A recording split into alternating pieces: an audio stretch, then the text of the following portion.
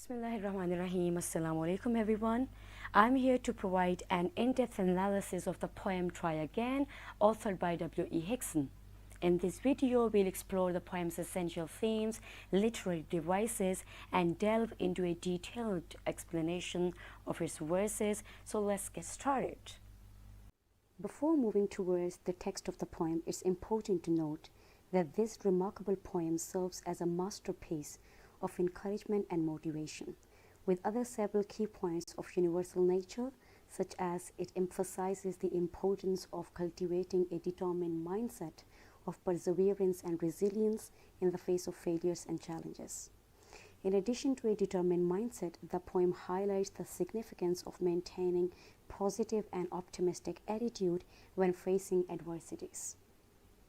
However, the central key point of the poem is reflected through the repetitive refrain try again, which serves as a constant reminder to the reader that success may not come easily, but if we persistently make efforts and keep trying, we can overcome difficulties and ultimately reach our goals. Furthermore, it promotes the idea that failure is a natural part of the journey towards success, and that it should not be viewed as a reason to give up or lose hope.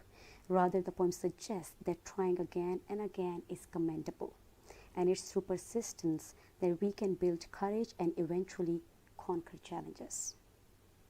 Now, with the central key points settled in your mind, we are going to break down the poem stanza by stanza with explanation and some literary devices. So let's begin with the reading of stanza 1. "'Tis a lesson you should heed, try again. If at first you don't succeed, try again. Then your courage should appear, for if you will persevere, you will conquer, never fear. Try again." So the first stanza establishes the importance of perseverance, where the poet starts by addressing the readers directly, saying, "'Tis a lesson you should heed."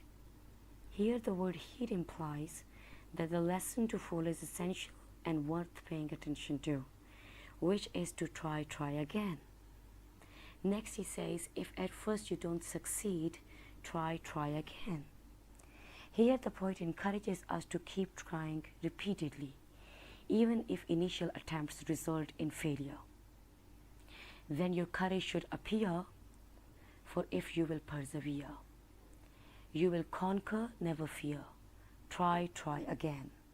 The poet emphasizes that with persistent efforts, courage will emerge, and you will eventually conquer challenges without fear. Therefore, there is no need to be afraid of failure. The second stanza is, however, about embracing resilience, where the poet states, "Once or twice, though you should fail." The poet acknowledges here that failure may occur multiple times along the way, but the key is to keep trying regardless. If you would at last prevail, try again, suggesting that if you want to ultimately succeed, you must persistently keep trying.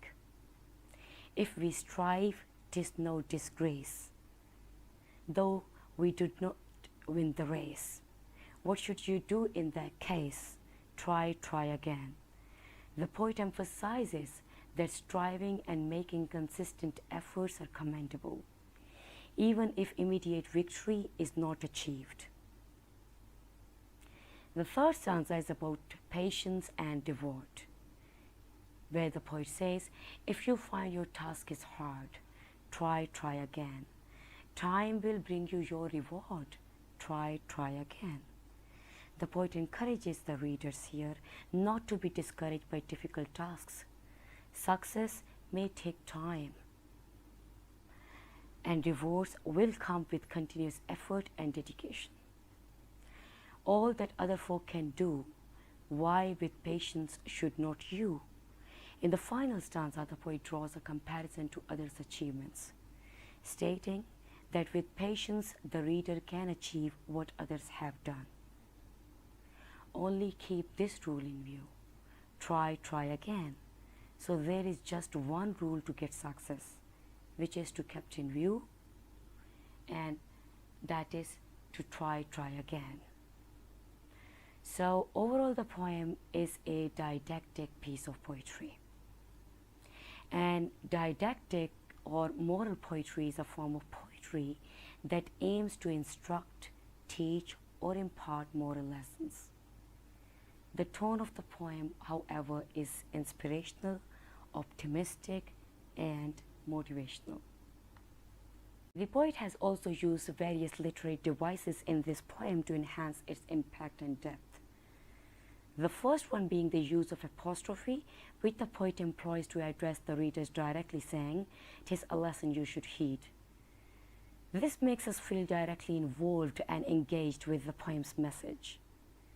The next is the use of refrain, which is the repetition of a specific word, phrase, or a line at regular intervals within a poem. Here we see the repetition with a very powerful sentence, "Try, try again," which is of imperative nature and is repeated for over 8 times to reinforce the thematic weight and rhythmic effect of the poem. Next comes the point of view, which is the use of second-person point of view. The poet addresses the readers using the pronouns like you and your throughout the poem to impart advice and encouragement. The poem also includes several instances of alliteration, where the initial consonant sounds of words are repeated for effect. For example, "try, try again," sound is repeated. "We do not win the race," sound is repeated. "You and your," sound is repeated. Although not explicitly stated, the phrase "win the race" in stanza 2 can be seen as a metaphor for achieving success. The race here symbolizes the pursuit of objectives, and winning indicates attaining those objectives.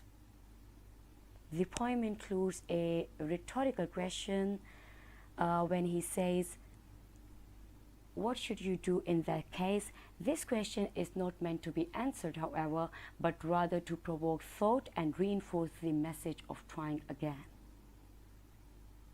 In stanza 3, the poet personifies time by attributing the ability to bring rewards. Time here is personified as if it were a person capable of bringing about desired outcomes. Next, we have hyperbole. While not overly exaggerated, the poem uses some hyperbolic language to emphasize the importance of trying again.